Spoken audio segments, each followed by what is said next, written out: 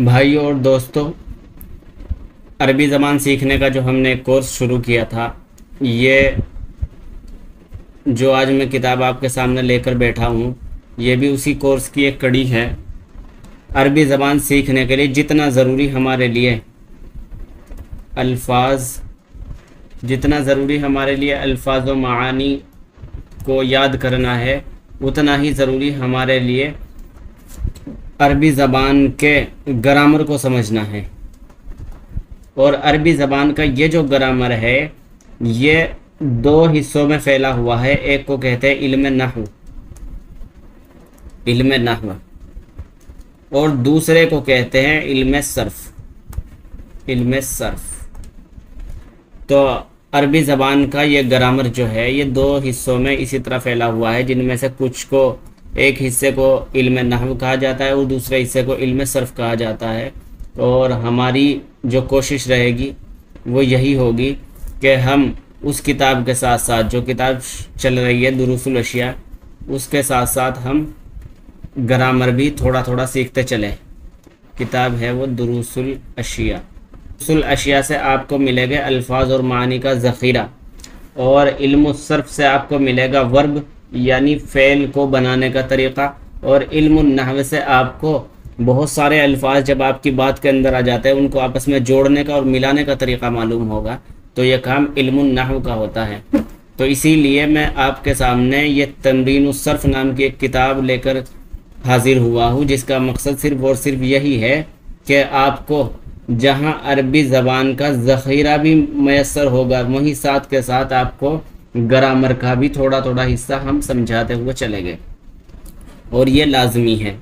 लिहाजा सभी अहबाब से ज़रूरी है कि इस किताब के अंदर जो चीज़ें याद करने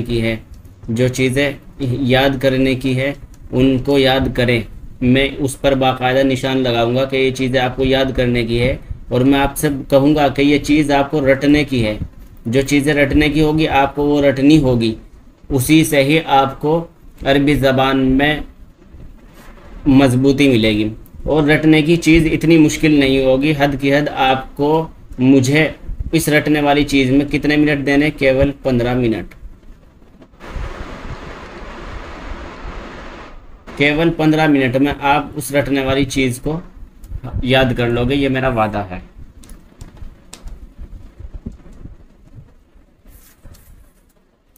तो चलिए अब हम शुरू करते हैं आज का सबक।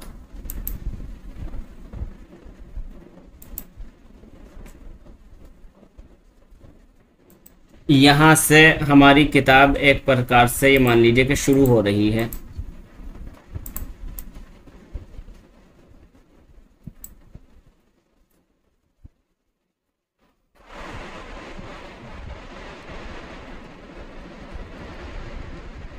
यह है, जब हम कोई बात कहते हैं तो उसमें कई लफ्ज़ होते हैं। मिसाल के तौर पर मैंने आपके सामने एक बात कही कि मैं पढ़ा रहा हूँ, ये मैंने एक बात कह दी। कभी लफ्ज़ बहुत ज़्यादा होते हैं और कभी लफ्ज़ कम होते हैं। जैसा कि ये मैंने जो बात कही, इसमें सिर्फ 4 ही लफ्ज़ आपको समझ में आ रहे, लेकिन मैं बहुत लंबी बात भी कह सकता हूँ। तो इस तरह की बहुत सारी बातें हो सकती हैं, जिनके अंदर ये अल्फाज कम भी हो सकते हैं और ज़्यादा भी हो सकते हैं। जैसा कि हामिद मस्जिद की तरफ गया, तो अरबी में इसको यूँ कहेंगे ज़हाबा हामिदुन इलल मस्जिदी। इसमें 4 लफ्ज़ है, एक ज़हाबा, एक हामिदुन, एक इला और एक मस्जिद। इनमें से हर एक का एक माना है। अरबी क़वाइद में इसी को कलीमा कहते हैं। तो कलीमे के बारे में बताया गया कि कलीमा किसे कहेंगे। कलीमा उसे कहेंगे कि जिस लफ्ज़ का कोई माना हो, लफ्ज़ मानादार। किसे कहेंगे कलीमा? लफ्ज़ मानादार को क्या कहते हैं? कलीमा कहते हैं। जिस लफ्ज़ का कोई माना होता है उसको कहेंगे कलीमा। यहाँ पे लिखा है कलीमा, जो लफ्ज़ बा माना हो, मुफरद हो, उसको कलीमा कहते हैं। उसकी 3 किस्में हैं, इस्म, फ़ैल और हर्फ। यानी कलीमा लफ्ज़ मानादार मुफरद की कितनी किस्में? मुफरद का मतलब क्या है ये भी समझ लीजिए। देखें, ये जो है ज़हाबा, ये एक कलीमा है। और ये अकेला है, मुफरद है, तन्हा है, ठीक है। और एक कलीमा इसके अंदर है हामिदुन, ये भी एक कलीमा है और ये भी मानादार है और ये भी तन्हा है, ये भी तन्हा है। लेकिन एक मिसाल मैं आपके सामने रखने जा रहा हूँ, अब इसमें आप मुझे बताना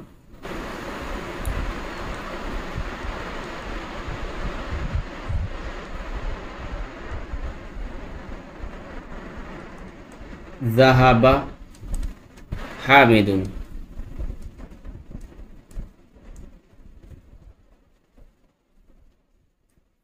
यहाँ पर तो ज़हाबा अलग था, इसे मुफरद कहा गया, मुफरद कहते हैं अकेले को, तन्हा को। और यहाँ पर हामिद अलग था, इसको कहा गया तन्हा, मुफरद कहा गया। लेकिन इस के अंदर दोनों जुड़ गए, ज़हाबा का मतलब है चला गया, हामिद का मतलब है हामिद। लेकिन यहाँ पर जब हमने दोनों को मिला दिया तो अब यह हो गया ज़हाबा हामिदुन, हामिद चला गया। तो अब ये मुफरद नहीं रहा, बल्कि ये क्या हो गया, मुरक्कब हो गया। तो कलीमा किसे कहते हैं? कलीमा ऐसे लफ्ज़ को कहते हैं कि जो मानादार हो और मुफरद हो। लफ्ज़ बा माना मुफरद को क्या कहते हैं? कलीमा कहते हैं। ये बात आप बहुत अच्छी तरह से समझ जाइए, क्योंकि जितनी तफसील इसमें ज़रूरी थी वो मैंने आपके सामने कर दी। लफ्ज़ बा माना मुफरद यानी ऐसा लफ्ज़ जो मानादार हो, मानादार हो। और मैं इसे मुफरद को छोड़ना ही चाह रहा था अभी, लेकिन मैंने फिर भी जिक्र कर दिया। तो इसमें एक क़ैद आप ये भी बढ़ा लीजिए, लफ्ज़ मानादार मुफरद को क्या कहेंगे? कलीमा कहेंगे। और कलीमे की 3 किस्में हैं, एक इस्म है और एक फ़ैल है और एक हर्फ है। अब इस छोटी सी तफसील के बारे में भी मैं आपको बता दूं, ये जो तकसीम इन्होंने की है, छोटी सी तकसीम, इसके बारे में भी इससे मैं काट देता हूं ताकि यहाँ पर वो जगह बन जाए। देखिए, कलीमा जो मानादार होगा वो 3 तरह का होगा। या तो वो किसी नाम के बारे में बताएगा हमें, किसी चीज़ का नाम होगा, जैसा कि हामिद, जैसा कि मस्जिद, नाम होगा। इस्म के माना क्या आते हैं? ये जो यहाँ पर लिखा हुआ है इस्म,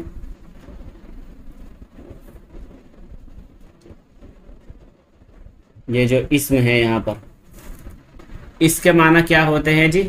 नाम। इस्म कहते हैं किसी भी नाम को। तो देखो, एक नाम हामिद है और एक नाम मस्जिद है, और ये कलीमा है, ये मानादार मुफरद लफ्ज़ है। और दूसरी किस्म इसकी क्या है? फ़ैल। दूसरी किस्म का नाम होता है फ़ैल। फ़ैल का मतलब है काम, यानी जो जुमला आपके सामने आया है, जो सेंटेंस आपके सामने आया है, जो वाक्य आपके सामने आया है, उसके अंदर काम क्या हुआ है, काम क्या हुआ है।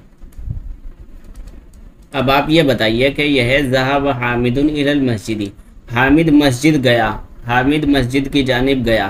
तो इसमें काम क्या हुआ? जाने का काम हुआ है, जाने का। इसमें काम हुआ है जाने का, और ये जो जाने का काम है यही फ़ैल है। तो इसके अंदर ज़हाबा क्या हो गया? फ़ैल हो गया। और देखिए, कुछ लफ्ज़ इस तरह के होते हैं जो एक दूसरे को जोड़ने का काम करते हैं, एक दूसरे के साथ जोड़ पैदा करते हैं। जैसा कि हामिद गया मस्जिद की तरफ, मस्जिद की जानिब। तो ये जो इला जो है, इला, इसने हामिद को जोड़ दिया, इसने मस्जिद को जोड़ दिया ज़हाबा से, कि जो जाने का काम हुआ है, ज़हाबा जो जाने का काम हुआ है, ये कहाँ पर हुआ है? मस्जिद की जानिब। तो ऐसा कलीमा, ऐसा लफ्ज़ जो दो लफ्ज़ों को आपस में मिला दे, एक ऐसा लफ्ज़ जो 2 लफ्ज़ों को, इस वाले लफ्ज़ को भी और इस वाले लफ्ज़ को भी एक दूसरे से जोड़ दे, उसको क्या कहते हैं? हर्फ कहते हैं। हर्फ। हर्फ के माना अरबी के अंदर आता है किनारा। तो ये किनारा है, गोया के समंदर को ज़मीन से जोड़ देता है, जो उसी को ही तो किनारा कहते हैं। तो हर्फ इसका नाम इसीलिए है। फ़ैल इसीलिए कहते हैं कि फ़ैल के माना होते हैं काम, और इसम का माना होता है नाम, और हर्फ का माना होता है किनारा। अब जो मैंने चीज़ें आपको यहाँ पर समझाई है उसी को ही तफसील से जिक्र करेंगे यहाँ पर, आप इसको एक बार पढ़ लीजिए। इस्म वो कलीमा है जो खुद अपने माना बताए। देखे हामिद ने खुद अपने माना बता दिया कि एक लड़का है हामिद जो किसी जगह रहता है, और वो है इससे मुराद अगर कहीं लिखा हुआ आया।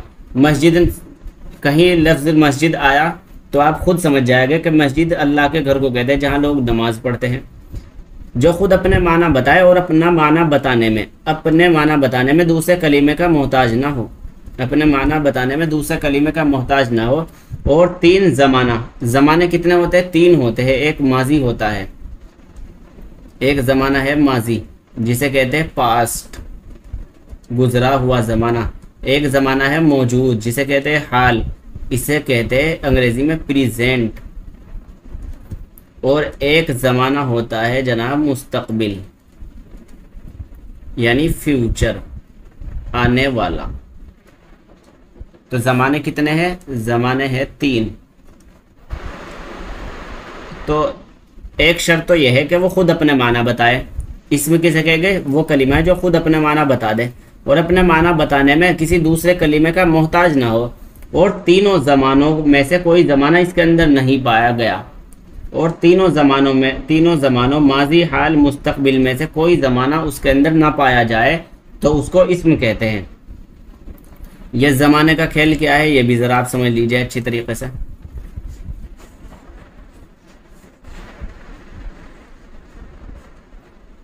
देखो, जब एक जुमला आया आपके ज़हाबा हामिदुन इलल मस्जिद, हामिद मस्जिद की तरफ गया, तो अब आप ये पूछेंगे कि ये जो जाने का काम हुआ ये कौन से ज़माने में हुआ? क्या हामिद अभी गया है, या हामिद कल गया था, या परसों गया था, कुछ समय पहले गया था, या वो जाएगा? तो ये जो जाने का काम है ये समय के साथ, टाइम के साथ जुड़ा हुआ है, वक्त के साथ मुताल्लिक़ है ये। और वक्त 3 तरह के होते हैं। एक तो वक्त होता है गुजरा हुआ ज़माना, ज़माना माजी, और एक वक्त वो है जो अभी चल रहा है, और एक वक्त वो है कि जो आएगा। तो वक्त 3 तरह के होते हैं। तो फ़ेल जो है वो किसके साथ जुड़ा हुआ होता है? वक्त के साथ जुड़ा हुआ होता है। फ़ेल का जोड़ होता है वक्त के साथ। कोई भी काम होगा तो वो किसी न किसी वक्त में होगा। और इस्म जो होता है वो वक्त के साथ नहीं जुड़ा हुआ। आपने अगर जिक्र कर दिया हामिद, तो आपको ये बताने की ज़रूरत नहीं हामिद ज़माना कौन सा है, वक्त कौन सा है, बस हामिद ये नाम है, हर एक में इस्तेमाल होगा, इसके अंदर कोई ज़माना नहीं होगा। इसी तरह ही मस्जिद। तो पता ये चला कि इस्म वो है कि जो अपने माना खुद बता दे, अपने माना बताने में किसी दूसरे कलीमे का मोहताज ना हो, और उसके अंदर कोई ज़माना ना पाया जाता हो, कोई भी ज़माना नहीं पाया जाता, कोई भी टाइम नहीं पाया जाता। और फ़ेल वो है, बस इतना ही फ़र्क है इस्म और फ़ेल के अंदर, दोनों चीज़ें समझ लीजिए। फ़ेल वो है जो अपने माना खुद बता दे, जो बामाना हो, अपने माना खुद बता दे और अपने माना बताने में किसी और का मोहताज ना हो, लेकिन वक्त उसके अंदर पाया जाता हो, ज़माना उसके अंदर मौजूद हो, वक्त उसके अंदर मौजूद हो। ये फ़ेल है, ये क्लासिफिकेशन हो गया इतना। इस्म उसे कहेंगे जो अपने माना खुद बता दे, अपने माना बताने में किसी और का मोहताज ना हो, और तीनों ज़मानों में से उसके अंदर कोई भी ज़माना नहीं होता। और फ़ेल वो होता है जो अपने माना तो खुद बता रहा है लेकिन उसके अंदर ज़माना मौजूद होता है, टाइम मौजूद होता है। यह काम या तो गुजरे हुए ज़माने में होगा, या फ़िलहाल होगा, या आने वाले समय के अंदर होगा। और हर्फ उसे कहते हैं कि जो अपना माना खुद नहीं बता सकता, बल्कि अपने माना बताने में वो दूसरे कलीमे का मोहताज है। जैसा कि आप यहाँ देख लीजिए कि अगर इला में कहीं अलग से लिख देता हूँ, इला, इसके माना होता है तरफ, तो इसके माना आपको मुकम्मल पता नहीं चलेगा कि बात कहना क्या चाह रहे हैं आप। तो यह अपने माना बताने में किस चीज़ का मोहताज है? इस मस्जिद का, और इस ज़हाबा का, और इस हामिदुन का। तो हर्फ वो होता है कि जो अपने माना खुद ना बता सके, बल्कि अपने माना बताने में दूसरे कलीमे का मोहताज हो। अब आप ये जो तारीफ़ मैंने आपके सामने की है, इसे आप देख लीजिएगा।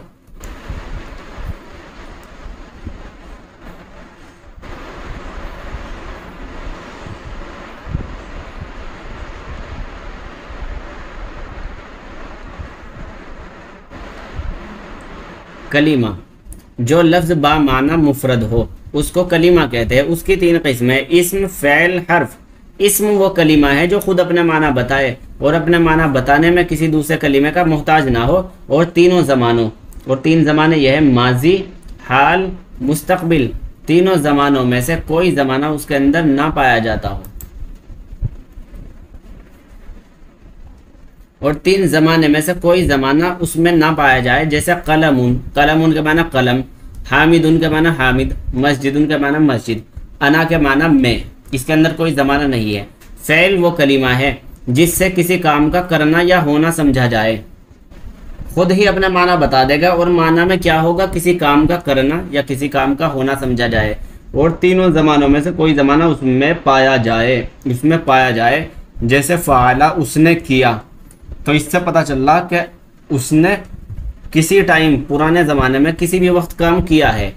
और ज़हाबा वो गया, वो चला गया, तो इससे खुद ही मालूम होगा कि ये ज़माने माजी के अंदर काम हुआ है। और हर्फ वो कलीमा है जिसके माना इस्म या फ़ेल के साथ मिले बगैर समझ में ना आए, जैसा कि इला, इला के माना है तक, मिन के माना है से, अला के माना है पर। अब ये समझना चाहिए कि जब तक ये कलीमे जो कि एक बात में होते हैं अगर सही ना हो तो बात कैसे सही हो सकती है। इन कलिमात को अलहदा सही बनाने के कुछ कायदे हैं, उसी के इल्म का नाम इल्म सर्फ है। इल्म सर्फ की तारीफ बता रहे हैं अब यहाँ से कि इल्म सर्फ वो इल्म है जिसमें कलीमों को बनाने और उसमें तगय्युर करने, तगय्युर यानी तब्दीली, चेंजिंग,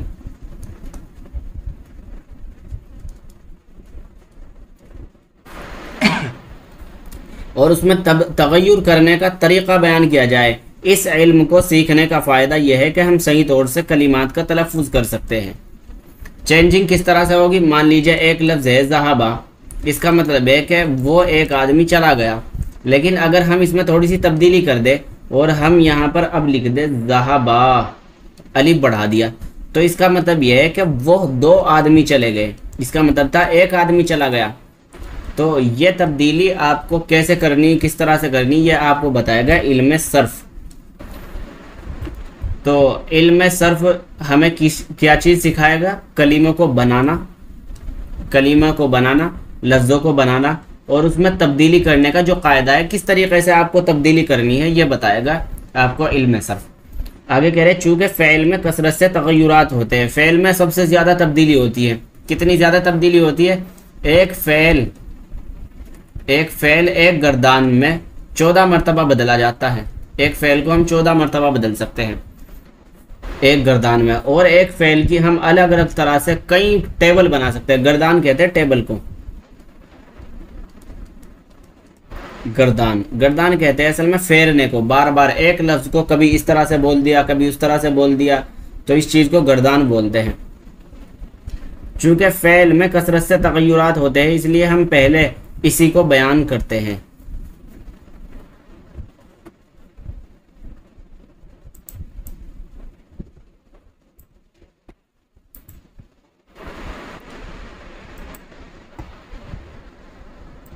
तो अब मेरी आपसे गुजारिश यही है कि आप यहाँ से लेकर कलीमे से लेकर के और यहाँ तक इसको हिफ्ज़ याद कर लीजिए अगर हो सके।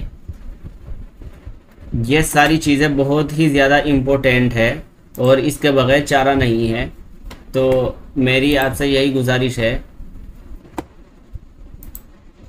कि आप ये जो कलीमा है यहाँ से लेकर के शुरू करके यहाँ से याद करना शुरू कीजिए, और कलीमे की तारीफ़ और इसी के साथ इस्म की तारीफ़, फ़ेल की तारीफ़, हर्फ की तारीफ़ और इल्म सर्फ की तारीफ़, ये चार चीज़ें बहुत अच्छी तरह से रट लीजिए। और ये काम रटने का है, इससे आपको आगे फिर मदद मिलेगी, क्योंकि जब आप इस चीज़ को रट लेंगे तो एक लफ्ज़ बोलते ही आपके जहन में उसका पूरा मतलब याद हो जाएगा। और अगर आप इस चीज़ को नहीं रटेंगे तो जैसा कि कहीं फ़ेल आया तो आपको पूरा माना उसके अपने जहन में घुमाने पड़ेंगे, याद करने पड़ेंगे, तो उससे आपको चीज़ें समझने में देर लग सकती है। तो मेरा मशवरा यही है कि ये केवल 10 मिनट का काम होगा आपके लिए। 10 मिनट आप निकाल करके ये काम कर लीजिएगा और बहुत ही आपके लिए फ़ायदेमंद रहेगा।